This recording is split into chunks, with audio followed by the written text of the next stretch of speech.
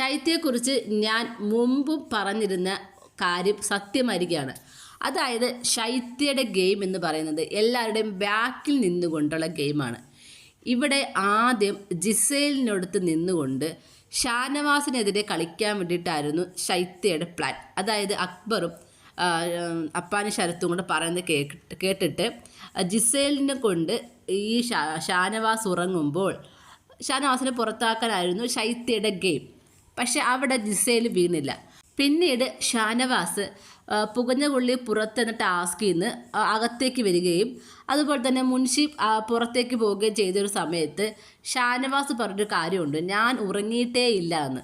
ആ ഒരു കാര്യം വെച്ചുകൊണ്ട് പിന്നീട് ശൈത്യ ജിസേലിൻ്റെ പുറകെ ആയിരുന്നു. ഷാനവാസ് ചതിക്കുകയായിരുന്നു, അങ്ങനെ ആയിരുന്നു ഇങ്ങനെ ആയിരുന്നു എന്ന് പറഞ്ഞുകൊണ്ട് ആദ്യം കുറച്ചൊക്കെ ജിസേൽ കേട്ടു. പക്ഷെ ജിസേൽ കേട്ടെങ്കിലും ഷാനവാസായിട്ട് വലിയൊരു അടിക്കൊന്നും പോയില്ല. ഒരു വിഷമം ഉണ്ടായിരുന്നു, നിങ്ങളങ്ങ് ചതിച്ചല്ലോ എന്നുള്ളൊരു വിഷമം ഉണ്ടായിരുന്നു. അത് പറയുകയും ചെയ്തു. പക്ഷേ ഈ പറഞ്ഞ പോലെ ഇപ്പം അനുമോള് എന്തെങ്കിലും ആരെങ്കിലും പറയുന്നത് കേട്ടിട്ട് ചാടിത്തുള്ളി പോകുന്നത് പോലെ ജിസേൽ പോകില്ല. ജിസേലിൻ്റെ ഈ 2 ആഴ്ചത്തെ ഗെയിം വെച്ച് നോക്കുമ്പോൾ പെട്ടെന്ന് അങ്ങനെ ആരെങ്കിലും പറയുന്നത് കേട്ടുകൊണ്ട് ഒരു എടുത്ത് ചാടുന്ന ഒരു ക്യാരക്ടറായിട്ട് എനിക്ക് തോന്നുന്നില്ല. എന്തായാലും ജിസേൽ അന്ന് പോയില്ല. മാത്രമല്ല ഇങ്ങനെ കൂടെ നടന്നിങ്ങനെ ചെവി കടിച്ചപ്പോൾ ശൈത്യയോട് ജിസേൽ പറയും, ഭയങ്കര നെഗറ്റീവാണ് താൻ, ഇങ്ങനെ നെഗറ്റീവ് പറയരുത്, എനിക്കിഷ്ടമല്ല, നെഗറ്റീവ് കേൾക്കണ്ട എന്ന് പറയുന്നുണ്ട്. അപ്പോൾ ജിസേൽ പറയും, ഞാൻ അങ്ങനല്ല പറയാൻ വരുന്നത്, ഇന്ന് പിന്നെയും പറഞ്ഞ് വെളുപ്പിക്കാൻ നോക്കുമ്പോൾ എനിക്ക് കേൾക്കണ്ട, ഭയങ്കര നെഗറ്റീവാണ് എന്ന് പറയുന്നുണ്ട്. അതൊരു വലിയൊരു അടിയായിരുന്നു. പക്ഷെ ആ സമയത്താണ് അനുമോളും ജിസേലും തമ്മിലുള്ള പ്രശ്നം, ഇന്നറിൻ്റെ പ്രശ്നം, കാപ്പിയുടെ പ്രശ്നമൊക്കെ നടക്കുന്നത്. അങ്ങനെ ആ സമയത്ത് അനുമോളുമായിട്ട് ശൈത്യ ഒട്ടി. ശൈത്യ അനുമോളെടുത്ത് ഓരോ പറഞ്ഞ് സ്ക്രൂ ചെയ്ത് വലിയതായിട്ട് ജിസേലുമായിട്ട് ഒരു പ്രശ്നം വലുതാക്കി. സത്യത്തിൽ ജിസേലിൻ്റെ കാമുകന്മാരാണ് അവിടെയുള്ള എല്ലാവരും, ബോയ് ഫ്രണ്ട്സാണ് അവിടെയുള്ള ആണുങ്ങളെല്ലാം എന്ന് പറഞ്ഞത് ശൈത്യയായിരുന്നു. പക്ഷേ പണി കിട്ടിയത് അനുമോൾക്കും. ഇപ്പോൾ ഈ വീക്കിൽ ലാലേട്ടൻ ഇതെല്ലാം കാണിച്ചപ്പോൾ ശൈത്യയ്ക്ക് മനസ്സിലായി ഇത് പണി പാളുമെന്ന്. കാര്യം എല്ലാവരും കാണുകയും ചെയ്തു. ആ സമയത്ത് ശൈത്യയുടെ മുഖം ഒന്ന് കാണുമായിരുന്നു, വെളുത്ത്.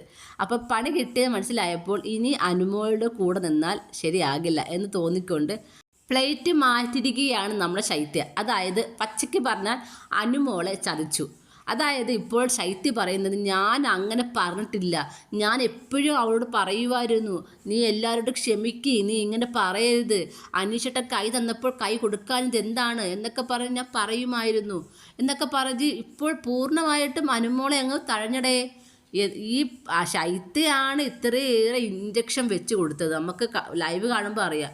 അനുമോളിങ്ങനെ ഇരിക്കുമ്പം ചെവിയുടെ അടുത്ത് വന്നിരുന്നു, അങ്ങനെയാണ് ഇങ്ങനെയാണ്, നീ ക്ഷമിക്കാൻ പാടില്ല, നീ കരയാൻ പാടില്ല, എല്ലാത്തിനും പണി കൊടുക്കണം, ജിസേൽ ഇങ്ങനെ ചെയ്തു, അവരിങ്ങനെ ചെയ്തു, അക്ബർ ഇങ്ങനെ ചെയ്തു, ശരത്ത് ഇങ്ങനെ ചെയ്തു എന്ന് പറഞ്ഞുകൊണ്ട് അനുവിന് നല്ല രീതിയിൽ എരികേറ്റി കൊടുത്തത് ശൈത്യ തന്നെയാണ്. ശൈത്യയാണ് അനുവിനും ജിസേലിനും ഇടയ്ക്ക് ഇത്രയേറെ പ്രശ്നങ്ങൾ ഉണ്ടാക്കാൻ കാരണക്കാരിയായത്.